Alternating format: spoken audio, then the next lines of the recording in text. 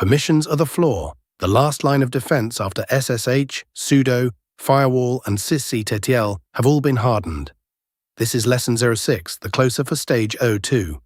The traditional Unix model, owner, group, world crossed with read, write, execute, has run the show since 1971, and it mostly works. Our job today is the long tail, hunting setUid binaries, verifying sticky bits on TMP, and reaching for POSIX ACLs when chmod runs out of grammar. Then Stage 03 takes us into mandatory access control. Consider the stakes for a moment.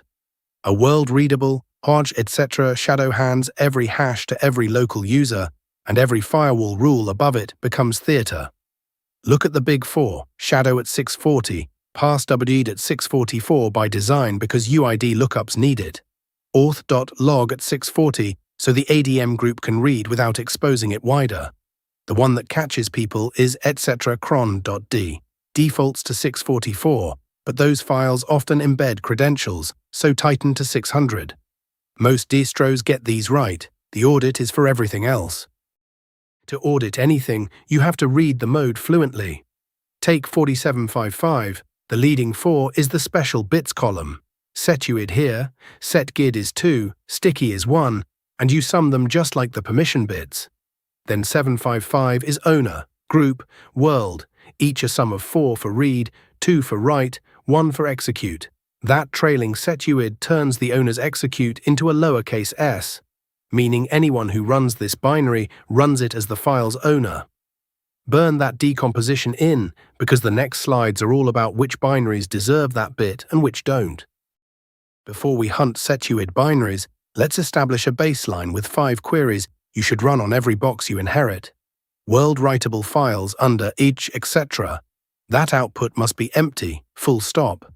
Anything there is an incident, not a finding. Log files want 640 syslog ADM, home directories 750 or tighter, and TMP and var TMP must carry that leading one, the sticky bit that stops users from deleting each other's files. SSH host private keys are 600 root, never anything looser. 30 seconds, and you know whether the floor is solid. Now the main event, setuid binaries. These run as their owner regardless of who invokes them, and since the owner is almost always root, every setuid bit is a potential privilege escalation. The workflow is 4 steps. Enumerate with find perm 4000, cross-reference each one against dpkg to surface orphans that no package claims, strip the bit from binaries you don't actually need like chsh and chfn, then freeze a baseline so you get alerted the moment something new appears. An orphan setuid in USCR local bin isn't a finding, it's a backdoor until proven otherwise. From setuid, we drop down to the sticky bit, the other special mode that actually matters day to day. On a world-writable directory like arch.tmp, without sticky, any user can RM any other user's files. That's the difference between mode 0777 and 1777, and you can see it in the trailing T on www.xrwt. With sticky set, only the file's owner, or root, can unlink it, which kills the classic lock file replacement and local denial of service games. Distros ship TMP this way already. Your job is to verify it and check charcache, var, TMP, and var spool while you're there. Now classical chmod gives you exactly 3 slots, owner, group, world, and 1 group at that. The moment a 4th party shows up, say a Jenkins user that needs read-only into a deployer's own directory, you're stuck. Adding them to deployers is privilege escalation, and inventing a deploy readers group plus re-chagrapping the tree is the kind of hierarchy gymnastics that rots over time. POSIX ACLs solve this directly. Per user and per group entries live on the inode itself, with a mask capping effective writes. Just remember the file system needs the ACL mount option, which is the default on XT4, XFS, and BTRFs. And the tooling is refreshingly small, just 2 commands. Setfacl with -m modifies an entry. U:\Jenkins:\R gives Jenkins read-only. G:\Audit:\Rx lets the audit group traverse and read. Getfacl reads it all back, and you'll notice the mask line. That's the ceiling on effective permissions for every named entry. so a too tight mask will silently clip your grants.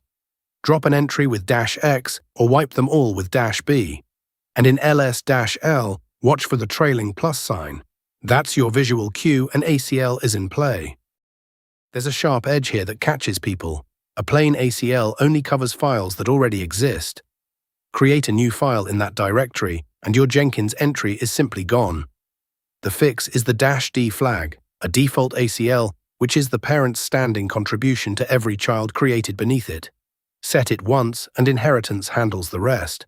One caveat worth burning in: defaults don't apply retroactively, so for existing trees you'll want setfacl-R to recurse and bring them into line. Now the gotchas, 5 things I've actually seen blow up in production.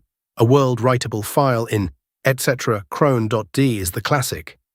Cron runs it as root. Anyone edits it, game over. Setuid on find, vim, or anything that can exec a shell is an instant RCE. Use sudo with a cmd alias instead. ACL masks quietly reset when you chmod.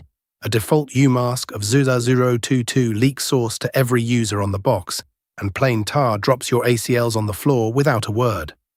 Audit for these. They're the long tail. So that's stage 02 in the bag. 6 skills: decomposing octal modes, auditing the critical paths, inventorying every setuid binary and justifying it, sticky bitting your world-writable temp dirs, reaching for POSIX ACLs when chmod's 3 slots aren't enough, and using default ACLs so inheritance does the work for you. The kernel and file system layer is locked. Next stage, we go up. App armor, mandatory access control, confining processes that already have root. Stage 02 closes here. Users, sysctl, file system permissions, that's your discretionary access control floor, and it's solid. But chmod can only say what a user is allowed to do. It can't stop a compromised process from doing exactly what it's permitted to do. That's where stage 03 picks up. App armor profiles, mandatory access control, and the audit trail to prove it. Lesson 07 next. See you in the profile editor.